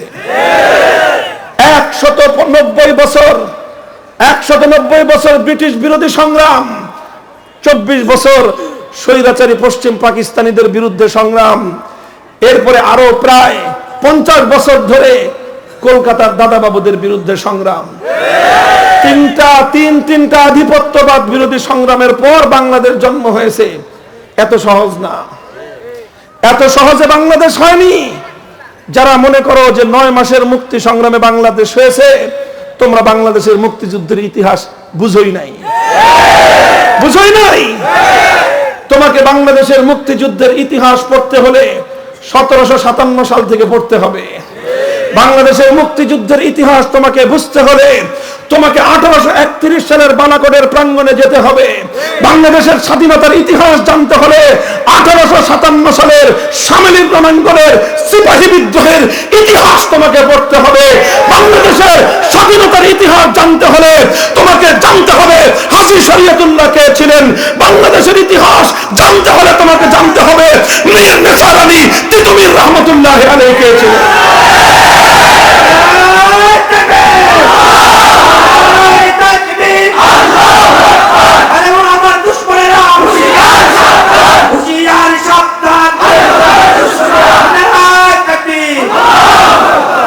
এদেশের স্বাধীনতার ইতিহাস জানতে হলে তোমাকে জানতে হবে 1905 সালে কিভাবে বঙ্গভঙ্গ হয়েছিল, কিভাবে পশ্চিমবঙ্গের উগ্রবাদী রবীন্দ্রনাথ ঠাকুরের নেতৃত্বে আমার বাংলাদেশের বিরুদ্ধে কিভাবে সাম্প্রদায়িক উস্কানি দেওয়া হয়েছিল, কিভাবে তারা সহিংস আন্দোলন করেছিল, কত মানুষের জানমাল আগুন দিয়ে পুড়িয়ে ছারখার করে দিয়েছিল, যাতে এই পূর্ববঙ্গের মুসলমানরা মাথা উঁচু করে দাঁড়াতে না পারে। শুধু এই জন্য ইতিহাস তো সেটা তোমরা পড়ো না। আংশিক ইতিহাস পড়ে প্রকৃত দেশপ্রেমিক হওয়া যায় না। তোমাকে বাংলাদেশ জানতে হলে তিনটি আধিপত্যবাদ বিরোধী সংগ্রামের ইতিহাস তোমাকে আদ্যপান্ত অধ্যয়ন করতে হবে। ব্রিটিশ বিরোধী 190 বছরের ইতিহাস যদি তুমি পড়ো, তাহলে সেই 190 বছরের ইতিহাসের পাতাগুলো দেখবা লাল লাল পাতা, লাল লাল পাতা ইতিহাসের। কাদের রক্তে রঞ্জিত হয়েছিল 190 বছরের ইতিহাসের পাতা? রক্ত দিয়েছিল কারা? রক্ত অনেকেই দিয়েছিল, তবে আলেমরা যে পরিমাণ দিয়েছিল তার 10 ভাগের 1 ভাগ অন্য কেউ দেয় নাই। দায়িত্ব নিয়ে বলছি, চ্যালেঞ্জ করে বলছি, যতগুলো সশস্ত্র যুদ্ধ হয়েছিল ব্রিটিশদের বিরুদ্ধে দেশের মাতৃভূমিকে মুক্ত এবং স্বাধীন করবার জন্য, প্রথম 2টি যুদ্ধ বালাকোটের রণাঙ্গনে সৈয়দ আহমদ শহীদ এবং তার মুরিদানরা ছিল। আমাদের এই বাংলাদেশের বিভিন্ন অঞ্চল থেকে সৈয়দ আহমদ শহীদ রহমতুল্লাহ আলাইহির ভক্ত এবং মুরিদরা সফর করে বালাকোটে গিয়ে ইংরেজদের বিরুদ্ধে লড়াই করেছিল দেশকে স্বাধীন করার জন্য। 1857 সালে সিপাহী বিদ্রোহের সময় শামিলের রণাঙ্গনে হাফেজ জামিন শহীদ রহমতুল্লাহ আলাইহি শাহাদাত বরণ করার মধ্য দিয়ে ওনারা ইতিহাসে স্বাধীনতার সংগ্রামকে আরো দূর অগ্রসর করেছিলেন। 19 শতকের গোড়ার দিকে বঙ্গভঙ্গ যে হলো, বঙ্গভঙ্গের মাধ্যমে পশ্চিমবঙ্গের কলকাতার দাদাবাবুদের খবরদারিকে আমরা বাইপাস করে ঢাকাকে কেন্দ্র করে পূর্ববঙ্গের এই জাতিসত্তা গড়ে তুলবার জন্য ভূমিকা পালন করেছিল নবাব স্যার সলিমুল্লাহ। ভূমিকা পালন করেছিলেন, তার সঙ্গে আলেম সমাজের একটা বড় ধরনের ভূমিকা ছিল। তারা চেয়েছিলেন যে এই জনপদের মুসলমানদের ভাগ্যের উন্নয়ন হবে, তারা মাথা উঁচু করে দাঁড়াবে, বিশ্ব দরবারে তাদের সম্মানজনক আসন হবে। তবে তার জন্য আগে কলকাতার আধিপত্য খর্ব হওয়া লাগবে। কলকাতারা যখন দেখলো যে এই তো মুসলমানরা পূর্ববঙ্গের, ওরা যদি ঢাকাকে কেন্দ্র করে ঢাকায় রাজধানী হয়ে যায়, ঢাকা বিশ্ববিদ্যালয় যদি হয়ে যায়, ওরা যদি আলাদা শিক্ষা দীক্ষা অর্জন করতে পারে, ওরা যদি আলাদা করে ওখানে ব্যবসা বাণিজ্য করতে পারে। এখন তো সব কলকাতায় আসে দোকানদারি করতে, হাট করতে, দোকানদারি যেতে করতে সব কলকাতায় যাওয়া লাগতো। দাদাদের কাছে জিজ্ঞাসা করে দেখবেন, আপনাদের এই এলাকার মানুষ যখন ব্যবসা করত 19 শতকের গোড়ার দিকে, ব্যবসা করার জন্য যেতে হতো কোথায়? সেই সুদূর বাংলাদেশের পূর্ব অঞ্চল চট্টগ্রাম থেকে যাওয়া লাগতো কলকাতায়, সিলেট থেকে যাওয়া লাগতো কলকাতায়, দিনাজপুর থেকে যাওয়া লাগতো কলকাতায়। তখন তারা দাবি তুলল যে না, আমরা একটা ভিন্ন জাতিসত্তা, পশ্চিমবঙ্গ হিন্দু অধ্যুষিত, পূর্ববঙ্গ মুসলিম অধ্যুষিত, মুসলিম সংখ্যাধিক্য, কাজে এখানে একটা আলাদা স্টেট হওয়া দরকার। অনেক কাঠখড়ি পুড়িয়ে, অনেক সংগ্রাম করে ব্রিটিশদেরকে, ব্রিটিশের সরকারকে অনেকভাবে বুঝিয়ে শুনিয়ে যে দেখেন এত বড় একটা স্টেট একজন গভর্নরের দ্বারা, একজন ভাইসরয়ের দ্বারা পরিচালিত হতে পারে না। গোটা ব্রিটিশ ভারতবর্ষে এই বঙ্গ অঞ্চলের মতো এত বড় স্টেট আর ছিল না। কাজেই বিভিন্ন সঙ্গত কারণে এটা দুই ভাগ হওয়া উচিত, পশ্চিমবঙ্গ এবং পূর্ববঙ্গ। এবং পূর্ববঙ্গের অনুন্নত এলাকার উন্নয়নের জন্য পূর্ববঙ্গে ঢাকাকে কেন্দ্র করে আলাদা স্টেট হওয়া ছাড়া কোনো বিকল্প নাই। এইসব বুঝায় শুনায় বঙ্গভঙ্গ করে পশ্চিমবঙ্গ আলাদা হলো, পূর্ববঙ্গ আলাদা হলো। কলকাতার ওনারা মনে করলো যদি এইভাবে আলাদা হয়ে যায় তাহলে তো আমাদের কলকাতার ব্যবসা বাণিজ্য অর্ধেক শেষ, আমাদের ব্যবসা শেষ। ওরা আবার ঢাকা বিশ্ববিদ্যালয় করতেছে। ঢাকা বিশ্ববিদ্যালয়ে জায়গা দিয়েছে কে জানেন? নবাব স্যার সলিমুল্লাহ। নিজের ব্যক্তিগত জমি শত শত একর ওয়াকফ করে দিয়েছিল যে করো, ঢাকা বিশ্ববিদ্যালয় করো, মুসলমানের ছেলেরা পড়াশোনা করো, তোমরা বড় হও। নিজের নামে নিজের পকেটের পয়সা দিয়ে হল করে দিয়েছিল, নাম রেখেছিল সলিমুল্লাহ মুসলিম হল। সেই হলে পড়ে তোমরা পড়াশোনা করার পর এখন এসে মুসলিম শব্দটা বাদ দিয়ে দাও। এটা কার বাবার টাকা দিয়ে সলিমুল্লাহ মুসলিম হল হয়েছে? স্যার সলিমুল্লাহ নিজস্ব ব্যক্তিগত পয়সা দিয়ে। স্যার সলিমুল্লাহ কে ছিল জানেন? হাকিমুল উম্মত থানভী রহমতুল্লাহ মুরিদ ছিল। এগুলো এমনি না, এমনি না। ইতিহাসের প্রত্যেকটা জায়গায় আমাদের সম্পৃক্ততা আছে। ওই লম্বা দুঃখের ইতিহাস বলতে গেলে রাত পার হয়ে যাবে। আমি যে কথা বলতে চাই, অধিকার নিয়ে যে কথাটা বলতে চাই, আর যেই কথার কারণে আজকে আমার সাথে অনেকেরই মিলে না, অনেকের বনে না, তোমাদের সাথে অত বনাবনের দরকার আমার নাই। আমি একটা কথা বলি, এই দেশে আলেম ওলামারা ভাড়াটিয়া হিসেবে থাকে, মালিকানার সূত্রে থাকে। মালিকানা পাইছে কিভাবে? রক্ত দিয়ে ইঞ্চি ইঞ্চি মাটি খরিদ করে তারপরে থাকি আমরা এদেশে। মুহতারাম হাজিরিন, ব্রিটিশ বিরোধী আন্দোলন, কলকাতার সেই বঙ্গভঙ্গ বিরোধী আন্দোলন, কলকাতা থেকে ঢাকাকে আলাদা করে এদেশকে একটা আলাদা উন্নত রাষ্ট্র হিসেবে গড়ে তোলা। যখন 1947 সালে দেশ ভাগ হলো, 1947 সালে যখন দেশ ভাগ হলো, তখন এই বাংলাদেশ, এটার সামনে দুটো অপশন ছিল, দুইটা রাস্তা ছিল। একটা হলো কলকাতার সাথে থেকে যাওয়া, আরেকটা রাস্তা ছিল না ওদের সাথে থাকবো না, আমরা আলাদা হয়ে মুসলমানদের জন্য আলাদা রাষ্ট্র করব। তখন আমাদের নেতা ছিলেন শেরে বাংলা একে ফজলুল হক, আমাদের নেতা ছিলেন হোসেন শহীদ সোহরাওয়ার্দী, আমাদের নেতা ছিলেন মাওলানা আব্দুল হামিদ খান ভাসানী, আমাদের নেতা ছিলেন মাওলানা আব্দুর রশিদ তর্কবাগীশ। দুইজন মিস্টার, দুইজন হুজুর। আরে কথা বুঝেন? মাওলানা আব্দুল হামিদ খান ভাসানীকে চিনেন? যা চিনেন তো শুধু রাজনীতিবিদ হিসেবে। আব্দুল হামিদ খান ভাসানী দারুল উলুম দেওবন্দের ছাত্র। দারুল উলুম দেওবন্দের ছাত্র আব্দুল হামিদ খান ভাসানী, আর এই চার নেতার শিষ্য ছিলেন বঙ্গবন্ধু শেখ মুজিবুর রহমান। তিনি তখন ইয়াং যুবক, তিনি তখন তাদের পিছনে স্লোগান দেন, তাদের পিছনে পতাকা উত্তোলন করেন। তারা বলেছিলেন, না, কলকাতার নেতৃত্বে থাকলে আমার দেশের উন্নয়ন হবে না। 1905 সালে যেভাবে স্যার সলিমুল্লাহর হুজুররা মিলে পশ্চিমবঙ্গ থেকে পূর্ববঙ্গকে আলাদা করেছিল, 47 সালের দেশ বিভাগের সময় আমাদের জাতীয় নেতারা সেটাই করেছিল, এই দেশটাকে ওদের থেকে আলাদা করেছিল। এই যে দেশ বিভক্তির পিছনে আলেম সমাজের বিশাল অবদান ছিল। এই জন্য যারা এটাকে ওদিন দেখতে পারে নাই যে কলকাতার থেকে বাংলাদেশ আলাদা হলো কেন, হিন্দুদের খবরদারি থেকে মুসলমানরা আলাদা হলো কেন, হিন্দুদের পায়ের তল থেকে ওরা আলাদা সরে মাথা উঁচু করে কেন দাঁড়ালো, সেটা যারা ওই দিন মানতে পারে নাই, আজও তারা এদেশে হুজুররা মাথা উঁচু করে দাঁড়াক এটা ওরা মানতে চায় না, এটা ওরা মানতে পারে না। আলেম ওলামাদের বড় অবদান। এরপরে যখন পাকিস্তান হলো, 1952 সালে সর্বপ্রথম ভাষা আন্দোলন কারা করেছিল? ভাষা আন্দোলনের পিছন থেকে সবচেয়ে বড় যাদের ভূমিকা, তমদ্দুন মজলিস। এটা এদেশের ধর্মপ্রাণ মুসলমানদের ইমানি একটা সংগঠন ছিল। তারাই 52 ভাষা আন্দোলনের সবচেয়ে বড় নেতৃত্ব দিয়েছিল। 1954 সালে যুক্ত ফ্রন্ট হয়েছিল পশ্চিম পাকিস্তানিদের বিরুদ্ধে। যুক্ত ফ্রন্ট করেছিল 4 নেতা। কয় নেতা? হোসেন শহীদ সোহরাওয়ার্দী, শেরে বাংলা ফজলুল হক, আব্দুল হামিদ খান ভাসানী, মাওলানা আতহার আলী।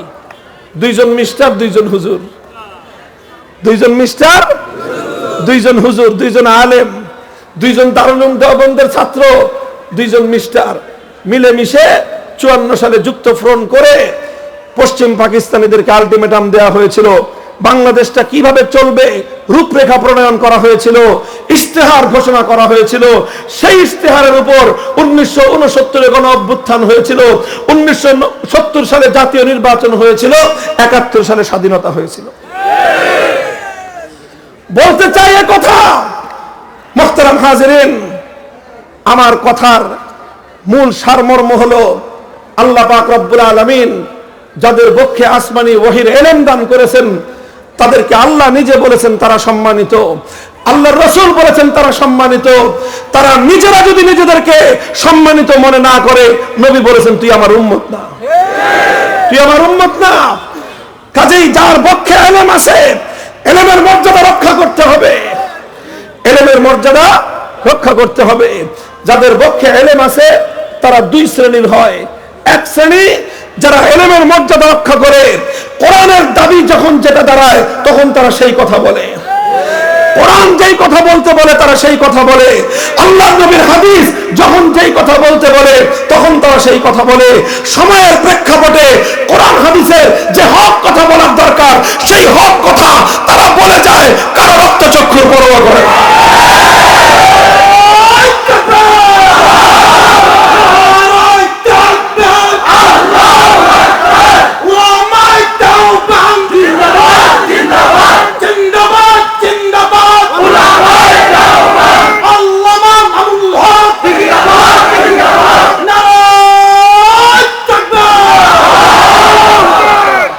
যুগে যুগে আরেক শ্রেণীর আলেম হয়, তারা আল্লাহকে খুশি করার জন্য নয়, কোরআন হাদিসের দৃষ্টিভঙ্গি অনুযায়ী নয়, তারা দুনিয়ার কিছু মানুষকে খুশি করার জন্য কথা বলে।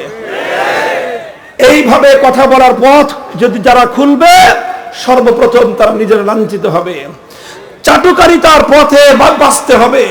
চাটুকারিতা ছাড়া তাদের জন্য ইজ্জতের আর কোনো রাস্তা খোলা থাকবে না। সুতরাং হে আহলে ইলম ওলামারা, আমাদের সামনে 2টো রাস্তা। একটা হলো ইজ্জতের সাথে জিন্দেগি যাপন করা। ইজ্জতের সাথে জিন্দেগি যাপন করলে তোমার দারিদ্র থাকতে পারে, অভাব থাকতে পারে, তোমার ঘর ভাঙ্গা কুড়ে ঘর হতে পারে, তোমাকে ভাঙ্গা কুড়ে ঘরে জীবন যাপন করা লাগতে পারে, কিন্তু তুমি মনে রাখো তোমাকে আল্লাহ পাক রব্বুল আলামিন ভাঙ্গা ঝুপড়ি ঘরের মধ্যে সে সম্মান দিবেন। আকাশ ছোঁয়া অট্টালিকা প্রাসাদের মালিক তোমার সেই ভাঙ্গা কুড়ে ঘরের সামনে এসে মাথা নত করতে বাধ্য হবে। আর একটা হলো যে না, তোমার এগুলো ভালো লাগে না, তোমার খালি দুনিয়া চাই, দুনিয়া চাই, দুনিয়া চাই। এই জন্য কখনো এর চাটুকারিতা করো, কখনো ওর চাটুকারিতা করো। চাটুকারিতা করে হয়তো পয়সা কামাই করতে পারবা, চাটুকারিতার পথ কখনো ইজ্জত এবং সম্মানের পথ নয়। আল্লাহ পাক রব্বুল আলামিন আমাদেরকে বুঝবার তৌফিক দান করেন। আপনাদেরকে এই কথাগুলো কেন বললাম? আহলে ইলম উলামাদের সাথে সম্মান রক্ষা করে তাদের সঙ্গে আচরণ করবেন, এবং উলামারা যখন আত্মমর্যাদার আচরণ আপনাদের সাথে করবে, আলেমদের উপর নারাজ হবেন না, বেজার হবেন না। এগুলো আমাদেরকে আমাদের আল্লাহ রাসূল শিক্ষা দিয়ে গেছেন, এগুলো আমরা ১৫০০ বছর পর্যন্ত শিখেছি। ইমাম বুখারী আমাদেরকে শিখিয়ে দিয়েছেন যুগের শাসকের সাথে কোন ভাষায় কথা বলতে হয়। ইমাম বুখারী আমাদেরকে শিখিয়েছেন প্রশাসনের সাথে কোন ভাষায় কথা বলতে হয়। ইমাম বুখারী আমাদেরকে শিখিয়েছেন রাজনৈতিক নেতৃবৃন্দের সাথে কোন ভাষায় কথা বলতে হয়। আমরা সেই ভাষায় কথা বলবো। উদ্ধত্তপূর্ণ আচরণ আমরা করতে চাই না, অহংকার আমরা করতে চাই না, তবে আত্মমর্যাদাও বিসর্জন দিতে পারবো না। আল্লাহ পাক আমাদেরকে আপনাদেরকে সকলকে বুঝবার তৌফিক দান করেন। আল্লাহ পাক রব্বুল আলামিন পুরা উম্মতকে, উম্মতের শাসক বর্গ যদি উলামায়ে কেরামের মর্যাদা বুঝতে পারে, এই উম্মত সারা দুনিয়া জুড়ে আবার রাজত্ব করবে, আবার রাজত্ব করবে ইনশাআল্লাহ। ওই যে এরদোগান দেখেন, এরদোগানের ভয়ে সারা দুনিয়া কাঁপে কেন জানেন? জানেন কেন কাঁপে? এরদোগান প্রতি বছর তার দেশের সমস্ত আলেমদেরকে একত্রিত করে উলামায়ে কেরামকে সিংহাসনে বসে নিজে মাটির উপর বসে থাকে আলেমদের কাছে। এখনো এরদোগানের বড় মুরব্বী আছে সে দেশের শীর্ষ আলেম, সেই আলেমের কাছে গিয়ে এরদোগান মাটির মধ্যে হাঁটু করে বসে থাকে। এই জন্য এরদোগানকে সারা দুনিয়া গণে। আপনারা উলামায়ে কেরামকে মর্যাদা দিবেন, আল্লাহ পাক আপনার প্রভাব সারা দুনিয়া তৈরি করে দিবে। আপনি আলেমদের সাথে অসম্মানজনক আচরণ করবে, আল্লাহ পাক আপনার ঘাড় ধরে সারা দুনিয়ার সামনে আপনাকে অপমান করে দিবে। আরো দৃষ্টান্ত দিতে হবে না, এটুকুই যথেষ্ট। আল্লাহ পাক বুঝবার তৌফিক দান করেন। আমরা আমাদের দেশের শাসকদেরকে নিয়ে, আমাদের রাষ্ট্রের কর্তাদেরকে নিয়ে বিশ্বব্যাপী মাথা উঁচু করে দাঁড়াতে চাই। সারা দুনিয়ার সামনে আত্মমর্যাদা সম্পন্ন জাতি হিসেবে আমরা মাথা তুলে দাঁড়াতে চাই। আল্লাহ পাক রব্বুল আলামিন তৌফিক দান করেন। ইনশাআল্লাহ হবে এটা, হবে এটা ইনশাআল্লাহ, ইনশাআল্লাহ অচিরেই হবে। এদেশে উলামায়ে কেরামের ইজ্জত আর সম্মান প্রতিষ্ঠিত হবে। এদেশের শাসকরা আলেমদেরকে সম্মান দিয়ে আচরণ করবে, আর সেদিনই বাংলাদেশ বিশ্ব দরবারে মাথা উঁচু করে নেতৃত্বের আসনে বসবে।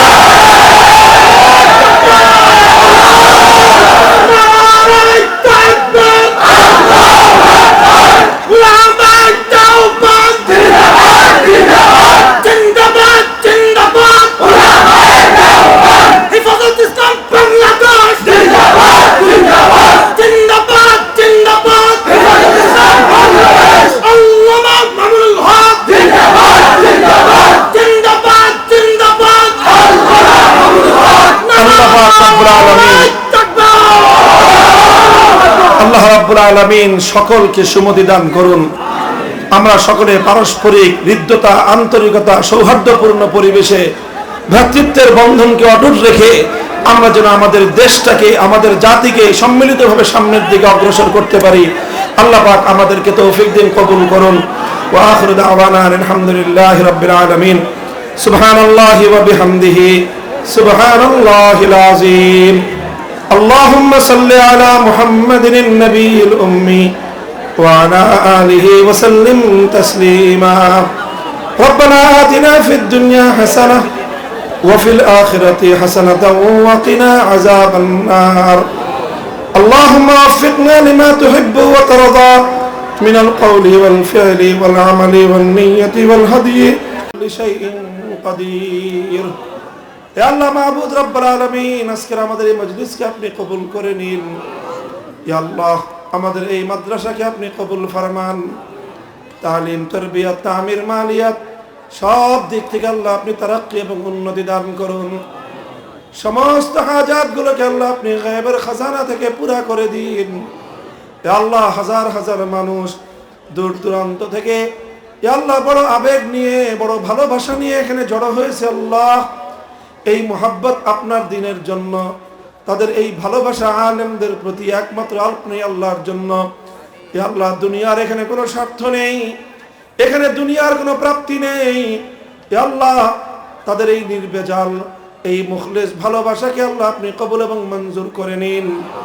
হে আল্লাহ, আমাদের পারস্পরিক এই দ্বীনি ভ্রাতৃত্ব, এই দ্বীনি মোহাব্বতকে আল্লাহ আপনি কবুল করুন, কিয়ামত পর্যন্ত অটুট রাখুন। হে আল্লাহ, আমাদের পারস্পরিক এই মোহাব্বত এবং ভালোবাসাকে কিয়ামতের কঠিন ময়দানে আপনার আরশের ছায়ার ব্যবস্থা করার জন্য উসিলা হিসেবে কবুল করুন, নাজাতের জরিয়া করে দিন। হে আল্লাহ, আমাদের এই প্রাণ প্রিয় মাতৃভূমি বাংলাদেশ, হে আল্লাহ, এই দেশটাকে আপনি হেফাজত করুন সব ধরনের শত্রুর রক্তচক্ষু থেকে। আল্লাহ, দেশটাকে আপনি হেফাজত ফরমান। হে আল্লাহ মাহবুদ রব্বুল আলামিন, এই দেশের প্রতি ইঞ্চি মাটিকে আপনি ইসলামের ঘাঁটি হিসেবে কবুল করে নিন। হে আল্লাহ মাহবুদ রব্বুল আলামিন, এক দেশের আকাশে কালেমার পতাকা উড্ডীন করার ব্যবস্থা করে দিন। হে আল্লাহ, আপনার কোরআন, হে আল্লাহ, আপনার বিধানই যেন হয় এ দেশের সংবিধান। হে আল্লাহ, সেই দিন আমাদেরকে দেখবার তৌফিক দান ফরমান। হে আল্লাহ, আমাদের শাসক বর্গকে সঠিক পথে পরিচালিত করুন, দেশের কল্যাণে, মানবতার কল্যাণে, ইসলামের কল্যাণে ভূমিকা রাখার তৌফিক এনায়েত ফরমান। হে আল্লাহ, প্রশাসনের লোকদেরকেও হে আল্লাহ সঠিক বুঝ দান করুন, উলামায়ে কেরামের প্রতি সম্মান এবং মর্যাদা রক্ষা করার তৌফিক এনায়েত ফরমান। হে আল্লাহ মাহবুদ রব্বুল আলামিন, আলেম সমাজকে সঠিক পথে পরিচালিত করুন। আলেমরা ভুল করলে গোটা জাতি বিভ্রান্ত হয়, আলেমদের পা পিছলে গেলে গোটা জাতি পিছল খায়। হে আল্লাহ, উম্মতের উলামায়ে কেরামকে তাদের এই গুরুত্ব অনুধাবন করার তৌফিক দান ফরমান। হে আল্লাহ, হক এবং হাক্কানিয়াতের ঝান্ডাকে সমুন্নত করে দিন। আমাদের মধ্যে যারা অসুস্থ আছে শিফা দান করুন। হে আল্লাহ মাহবুদ রব্বুল আলামিন, করোনা ভাইরাস সহ সকল রোগ ব্যাধির সংক্রমণ থেকে আপনি আমাদের বাংলাদেশকে আল্লাহ নিরাপত্তা দান করুন। পুরা উম্মতকে আপনি হেফাজত ফরমান। সারা পৃথিবীর সমস্ত মানুষকে আল্লাহ পরিত্রাণ দান করুন। হে আল্লাহ, আমাদের কত আপনজন বিদায় নিয়েছেন, বাবা নেই, মা নেই, দাদা দাদি, নানা নানি, আত্মীয় স্বজন সব মায়া ছেড়ে অন্ধকার কবর জগতের বাসিন্দা হয়ে গেছে মাওলা। ইয়া আল্লাহ, তাদের কবরের মধ্যে আপনি শান্তির ফয়সালা করে দিন। ইয়া আল্লাহ, আখিরি ফরিয়াদ, যতদিন হায়াতে রাখেন হকের ঝান্ডা নিয়ে মাথা উঁচু করে বাঁচবার তৌফিক দান করুন। ইয়া আল্লাহ, আপনার বান্দার মাথা যেন আপনি ছাড়া অন্য কারো কাছে নত না হয়। ইয়া আল্লাহ, এই মাথা আপনাকে দিয়েছি, ইয়া আল্লাহর ইজ্জত আপনি হেফাজতের ব্যবস্থা করুন। ইয়া আল্লাহ, ইয়া আল্লাহ, দ্বীনের উপর কায়েম এবং দায়েম থাকার তৌফিক দান ফরমান। দুনিয়া থেকে বিদায়ের মুহূর্ত যখন ঘনিয়ে আসবে আল্লাহ, ঈমানের হালাতে ইয়া আল্লাহ আপনার প্রতি রাজি আর খুশি হয়ে হাসতে হাসতে নিজের আত্মা এবং রূহটা মালাকুল মাউতের হাতে সুপুর্দ করার তৌফিক এনায়েত করে দিয়েন। রব্বানা তাকাব্বাল মিন্না ইন্নাকা আনতাস সামিউল আলিম ওয়া তুব আলাইনা ইয়া মাওলানা ইন্নাকা আনতাত তাওয়াবুর রহিম। সুবহান রাব্বিকা রাব্বিল ইজ্জাতি আম্মা ইয়াসিফুন ওয়া সালামুন আলাল মুরসালিন ওয়ালহামদুলিল্লাহি রাব্বিল আলামিন।